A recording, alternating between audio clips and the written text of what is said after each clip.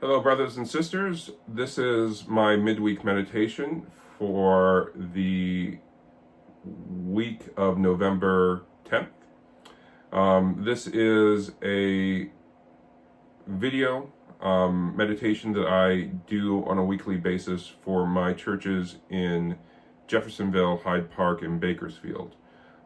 This is sort of the first phase of my sermon making process. After I've read through the scripture, and I'm just going to share a little bit of what I'm thinking, and how I feel God is speaking to me. And so if you are interested in getting these meditations on a regular basis, you can hit the subscribe button in the corner of the screen if you're on YouTube, or you can tune in to our church's Facebook pages. Usually I upload these videos on Wednesday.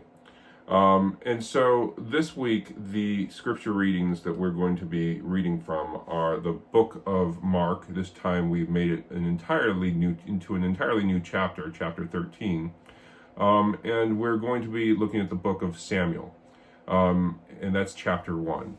And in the book of Mark, chapter 13, we have a piece of scripture, an interaction that the disciples have with Jesus, that they call, that the big brains within the theological world call the little apocalypse.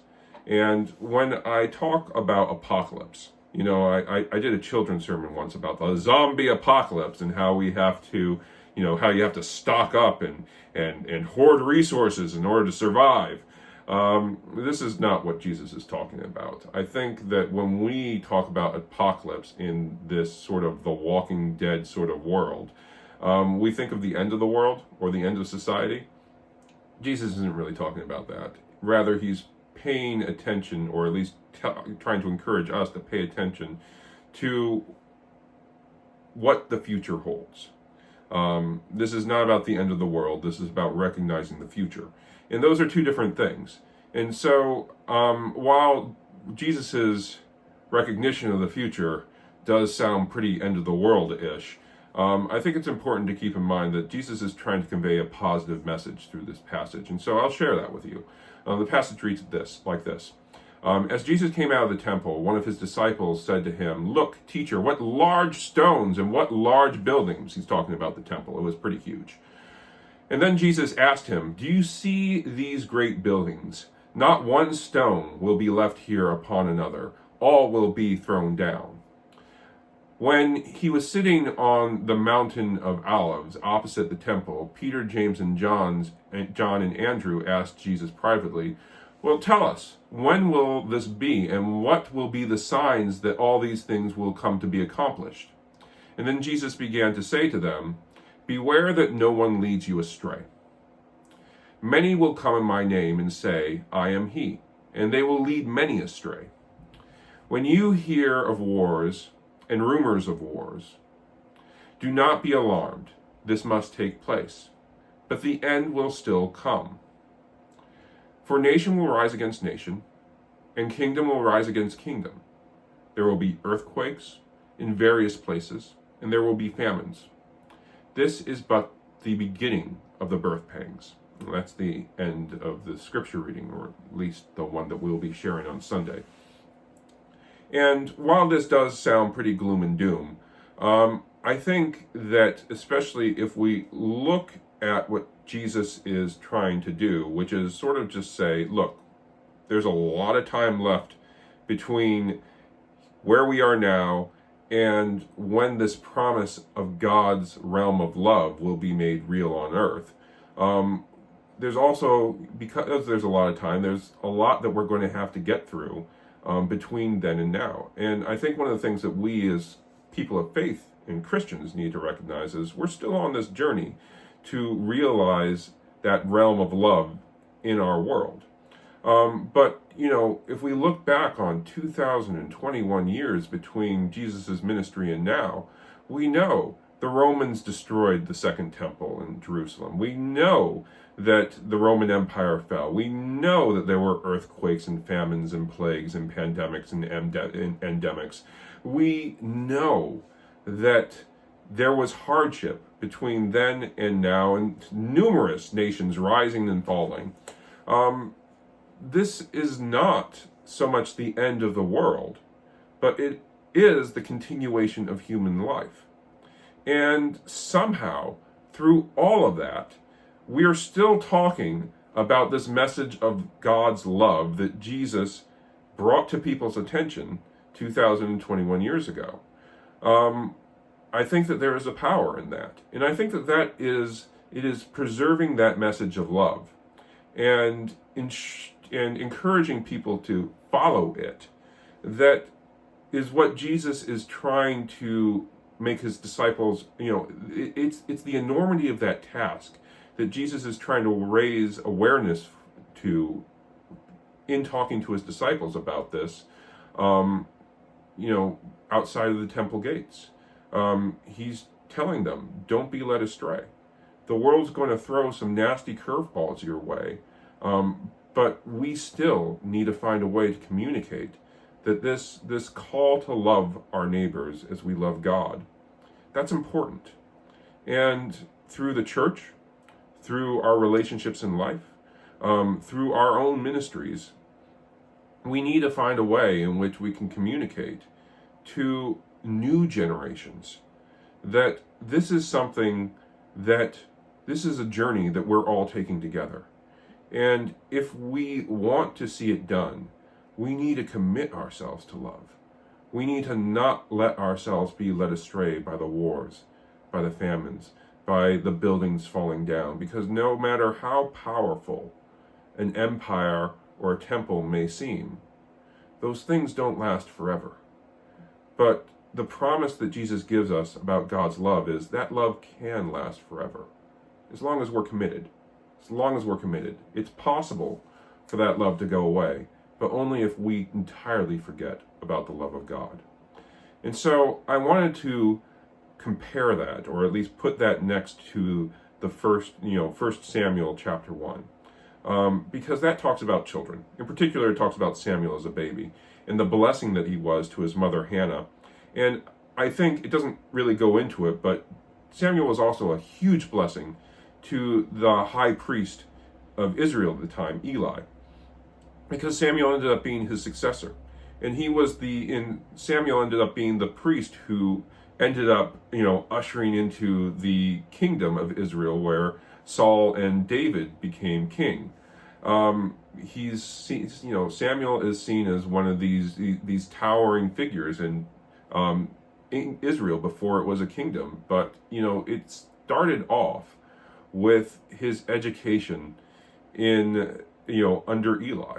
It started off with his mom who was having trouble conceiving a child, praying to God and asking for God's blessing. And I think reflecting on the psalm that we had last week, which talked about the blessing that children are, I think that we as people of faith need to recognize that children really are a blessing, and that if we're going to recognize the hard path that we as human beings have to take in order to find God's realm of love in the world, we need to be a little bit more responsible with the world that we leave our children.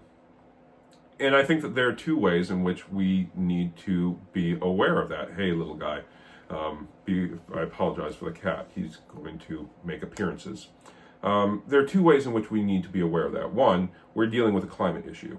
I think it's more than appropriate for us to talk about to recognize that there are a lot of young people who are upset with the state of the planet and how we are not taking care of it, and we're leaving them with a huge mess to fix. But I also think that something that we pay a little bit less attention to within the church is the state of the church. We are ministering to small town churches, the large, especially, and also ministering in Vermont. The majority of people that I minister to are older than me. There are very few people my age that I go to church with.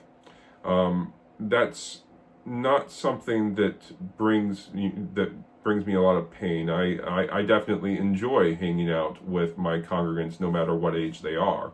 But I do think that we need to realize that young people in a church hold an important role.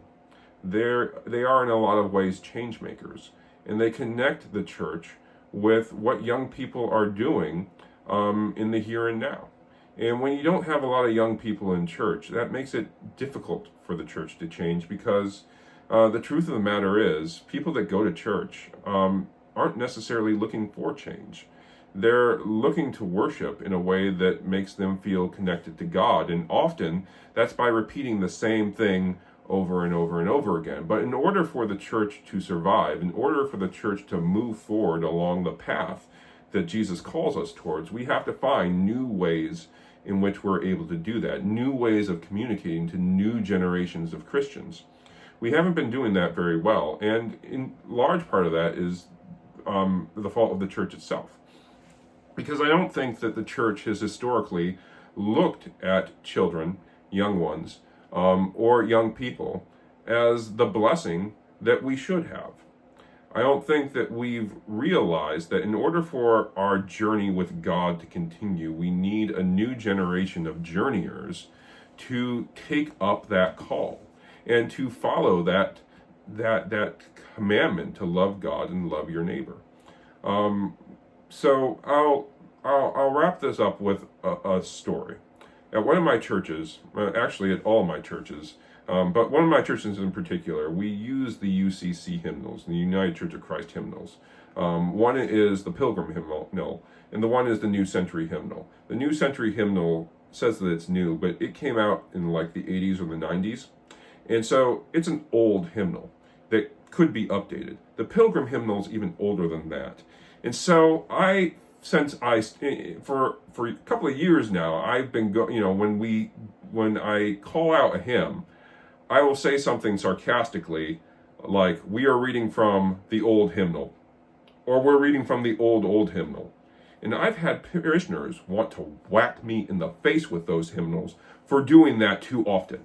And with good reason. They love those hymns. They love those books. Why would they want to change it?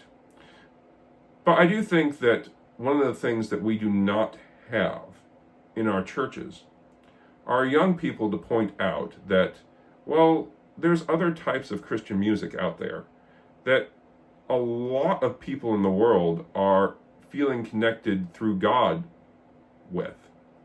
And if we want to create a space where we're able to communicate to a new generation of Christians, we might want to consider changing the message so that we speak a language that's able to be understood by a new generation of Christians. I think that that's a humongously hard ask to make of folks within churches like the ones that I serve, where you don't have a large number of young people. Because in a sense, you're asking them to change the way, the type of worship that they're comfortable with, to fit a demographic that's not there. I remember when I was a kid, my dad being a minister, he was around my age when when I saw him practicing, and he had an entire church full of 20 and 30-year-olds who were making life difficult for the older members of the church who also wanted to hit them with hymnals. But because there was an entire community of young people in those churches, eventually they won. Eventually the church began to reflect how they worshiped. And I think that if we want the church to be able to make that change, to move into the future, and to address the joys and the hardships that path has for us, we need to find a way to equip a new generation of searchers. We need to find a way to create an environment that speaks to a new generation of faithful. And I think, above all, we within the church need to find a way to repair the damage that we have done, that we've inflicted upon many within society, because we've not treated our next generation as the blessing that they are. I was not in church for a long time. I got baptized at 26 years old. And a large part of the reason for that was that I was not able to, church didn't make sense to me. I did not understand why somebody should give up their Sunday mornings to listen to a person speak from a pulpit. But eventually I came to realize that church is not about ritual so much. It's not so much about routine. It's not so much about singing the same hymns every Sunday. It's about community. It's about learning how to love and be the best person that you can be. It's about thinking about things that are right and things that are wrong. And I think that is an important gift that we do need to try to preserve if we want to help people get through those tough apocalyptic times that Jesus points out in Mark chapter 13. We need to remember that our children are like Samuel. They are blessings. They give us the ability to move into the future.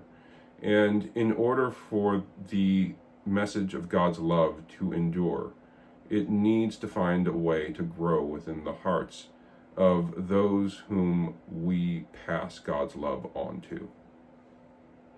Peace.